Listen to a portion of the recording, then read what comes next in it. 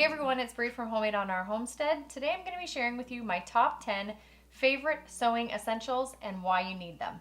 So if you check the description box down below, I will have a list of all of these items in the order that I talk about them and where you can purchase them.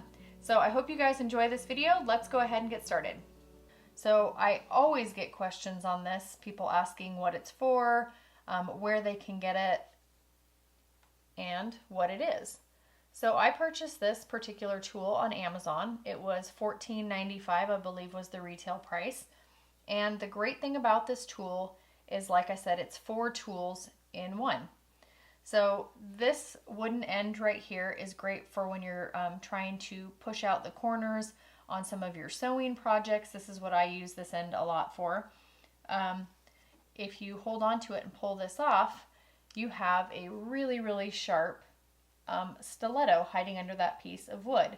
So this is great to help feed fabric through your machine. You can also use it as an awl. It is very sharp. And when you're not using it, the little wooden cap just slides right over the top. Then you have this side right here, which as you can see is like at a 45-degree angle. It's nice smooth wood.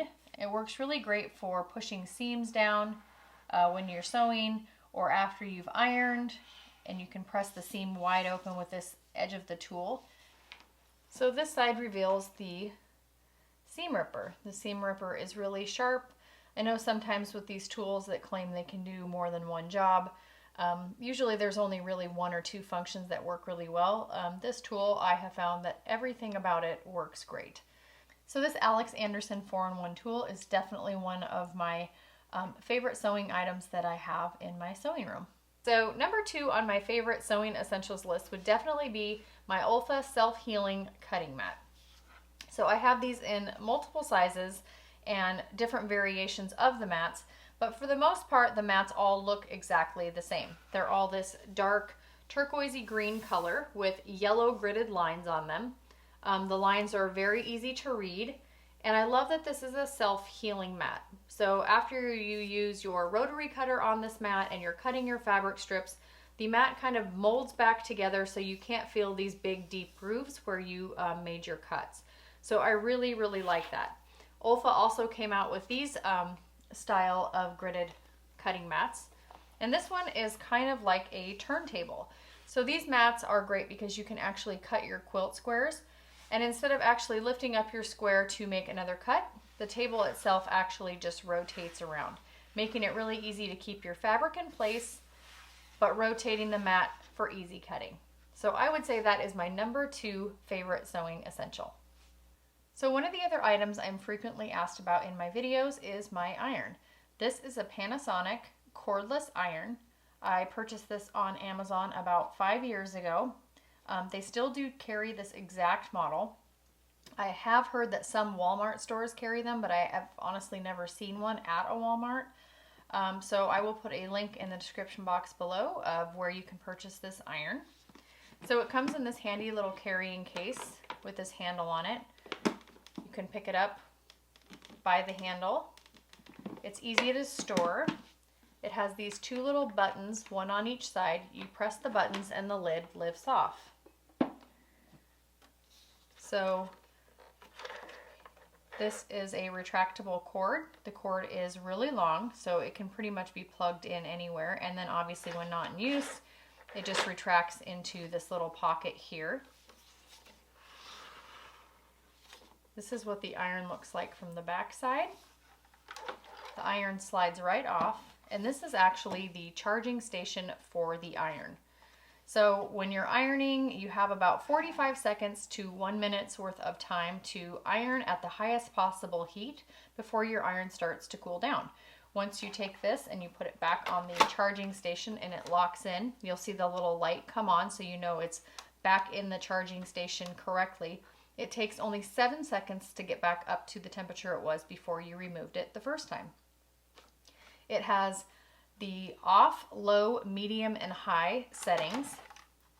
There is the option to do steam as well as non. So there's an option to turn the steam on or off with just the slide of this lever here. The iron is pretty small And it makes it really nice to use because it doesn't have a cord. So it's easy to just swivel it around when you're ironing. You don't have to worry about the cord getting hooked on your ironing board or on your arm or on your project. And this little button here on the side, you press that in and this pulls off. This is the compartment where you keep your water for your iron.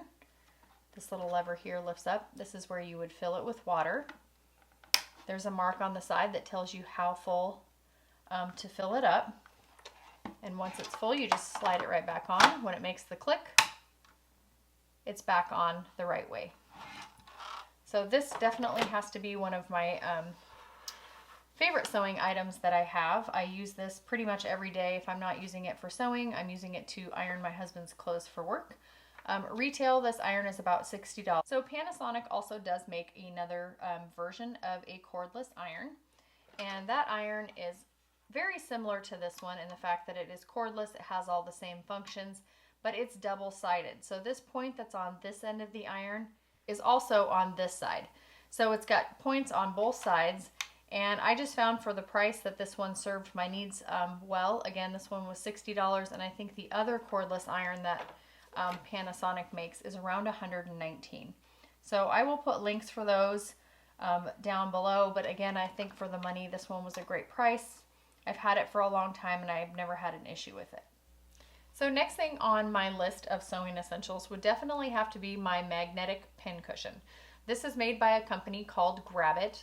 These pin cushions come in an array of colors. If you purchase these on Amazon, I don't know that you have the option to select the color or if they pick it for you and just send it to you. I'm not entirely sure. I purchased my first one of these at a sewing expo that I went to about 12 years ago, and the rest of them I did purchase on Amazon. I do keep these at each one of my sewing stations. I found these really just helpful for keeping my pins together. I don't have to worry about pins just sliding off, getting onto my floor for somebody to potentially step on. And the great thing about these is if my kids have played with my pins before and they drop them all on the ground, all you have to do is take the pin cushion and just grab the pins with them. So I really love this pin cushion. It is definitely my one of my favorites that I have. I don't even think I have a conventional pin cushion anymore. So I highly recommend a Grab It magnetic cushion just because of the simplicity and ease of use. I do like that it comes in different colors, but honestly, when it comes to pin cushions, I'm not that particular. So yeah, this is definitely on my sewing essentials list. So since we just talked about pins on my sewing essentials, now we're going to talk about these fun little Clover Wonder Clips. Now this is just a bag that I had laying around. The clips do not come in this bag. But these little clips are so handy to use for so many things. I use these to attach my bindings on my quilt. So I will actually take all of these clips and I will go around the entire perimeter of my quilt, laying the binding flat like it needs to be sewn on. And I clip these on and then I sew. So I do the entire binding and then I sew it instead of doing one little section at a time. So these are the Clover brand clips. I know you can buy generic clips on Amazon and some of the craft stores. I personally found that the generic ones did not hold up over time, that they broke really easily, and that the spring was not as strong as these Clover clips. So I use these a lot for most of my sewing projects. I like to use these clips in place of pins when I'm sewing with waxed canvas, which I do quite a bit. I don't like having to go back and re-iron the canvas to kind of hide the holes that the pins sometimes make. So these clips are definitely an investment, but one that I think is worthwhile if you plan on sewing for a while or don't really like using pins. These are a great option. So those are the Clover Wonder Clips. Next up on my list is these little mini snips. These are made by a company called Havel. I did purchase these on Amazon. A lot of the higher end sewing stores that sell sewing machines and expensive sewing notions will carry these scissors. They are made of stainless steel and they run about $19, and that is quite a bit of money for a pair of snips. I do keep these at every one of my sewing stations on my sewing machines, and the great thing about these little snips that might be kind of hard to see here is that the blade is actually curved up. So this makes it really nice to be able to cut those threads super close to your fabric without accidentally poking the end of your scissors through your fabric. So I really love this feature about these particular scissors. And they're kind of spring loaded.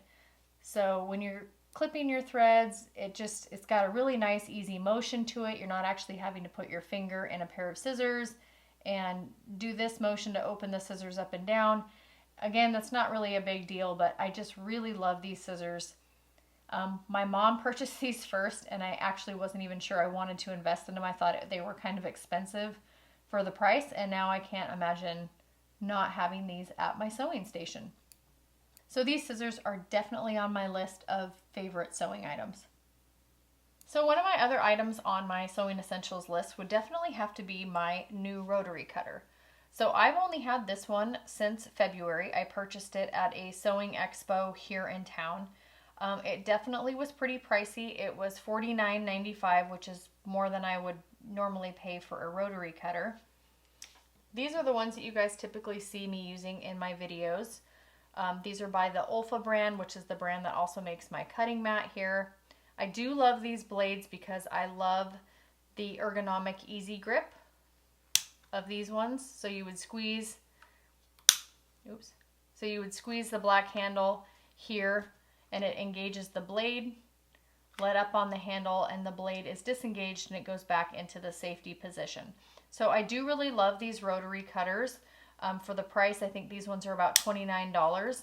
So I've been told that Olfa is actually not making this ergonomic grip rotary cutter anymore. And here's some differences between this rotary cutter and my Olfa one. This one is made of solid metal, so the handle is metal as well as the safety that the blade hides on top of. This is a metal piece as well, and this handle is really, really weighted. So at first when I tried this out, I wasn't sure that I liked it. I thought it kind of weighed too much for a rotary cutter, and then I realized why. Instead of having to put extra pressure down when you're cutting your fabric, the weight of the handle and the weight of all the metal pieces on the rotary cutter itself actually does some of the work for you, which is just really great. Another feature I really like about this particular cutter is this little button right here and how you engage the blade to start cutting. So if I was going to cut a piece of fabric, you'd push down on the blade and all you do is give it a little tap. This pushes the safety up and the blade in the cutting position like it is right now. So you would go ahead and cut all of your fabric, and when you're done cutting, all you do is flip the cutter over, tap it on the surface, and the blade is disengaged and goes back onto the safety setting. So I really like it. It makes it really easy just to tip the rotary cutter back and forth, to engage it and to disengage it. Again, the weight of this rotary cutter is fantastic. So I've really enjoyed using this since I purchased it. Lip edge rulers. So these particular rulers I found out about through my mom, who's been sewing and quilting since I was a little kid. And these rulers I absolutely adore. So on the one end of the ruler, might be kind of hard to see, this is like a little curved edge of plastic here. This is the lip edge. So this edge actually hooks on to the edge of your ruler. You'll hear it snap down here. And now I can glide this ruler easily all the way down my cutting mat surface, and it stays straight and it's fantastic to use. Kind of like all of the other tools I've showed you guys today, this particular ruler comes in many different sizes. I think I have about 6 different particular sizes of this brand of ruler. This is by, I don't know if I'm going to say this correctly, but Olfa. And then I purchased this extra guide by the same company that kind of glues onto the top of the ruler as a protective guide for your fingers. So obviously if you were cutting your fabric, you're not going to have a slip. Your blade is not going to go up on top of your ruler because it's protected by this little shield of plastic here.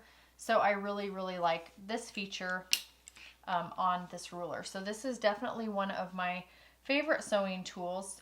These are the only rulers that I actually own anymore. all my previous ones, besides my specific or specialty rulers, I've given away to different quilting guilds and things like that. These are the rulers I prefer to use because of this lip edge and the fact that they hook onto the edge of my mat. I feel like it's really eliminated a lot of error from my cutting, which in turn is going to eliminate a lot of error with your sewing. Measure twice, cut once. That's what I've always been told. So yes, I really, really love these rulers. I love that these rulers are clear acrylic. I have gone ahead and I put some little grips on the back of my ruler, so when it's sitting on top of the fabric, it doesn't shift around. But yeah, this would definitely be on my sewing essentials list. So next up on my list of sewing essentials would definitely be my Kim Demore wool pressing mat and my Clover mini steamless iron. So the reason I put these two items together is I have them next to my sewing stations together, and this is how I use them. So if I'm sewing a handbag or making a quilt block and I need to press the seams to one side, I always like to have a small iron and a pressing surface that's available so I don't have to get up and move from my sewing machine. It makes it really convenient. It saves me a lot of time. So that's why I put these items together. This particular pressing mat is 18 inches long by 12 inches deep. It's the perfect size to sit next to my machines. It's about a half an inch thick. It is really dense felted wool. And the great thing about using this particular sewing mat instead of having a small ironing board next to my sewing station is even if I was using an iron that had steam, the steam does not get all the way through this mat onto my wooden tabletop of my sewing surface. These two items, again grouped together as one, are definitely on my sewing essentials list. So next up on my sewing essentials list would have to be, hands down, my height adjustable sewing desk. So I purchased two of these when I went to IKEA. I purchased separate tabletops for these desks that are made of 1-inch thick butcher block. So the desk itself, the base is metal and it's really heavy, so it stays put. It's not easily tipped over. The surface of my sewing table is big enough for my kids to be able to sit at and color or do homework while I'm working on a sewing project. And the best feature by far from this desk is the height adjustment. So after sitting and sewing for a long time, sometimes it's nice to get up and stretch your legs and be able to sew in a standing position. And I love this desk for that option. So when not in use, the crank folds up and snaps into place underneath the desk top. And when you want to adjust the height either up or down, you pull the handle down into the cranking position and either turn it right or left to raise or lower the table surface. And it's great because you can customize it for whatever sewing chair you have, whatever sewing machine you're using at the time. The sewing space is big enough to have two people sitting and sewing on opposite sides of the table. And the best part is that you can sew standing up. So I really love this desk for that purpose. That's definitely why it's made my top 10 list of sewing essentials.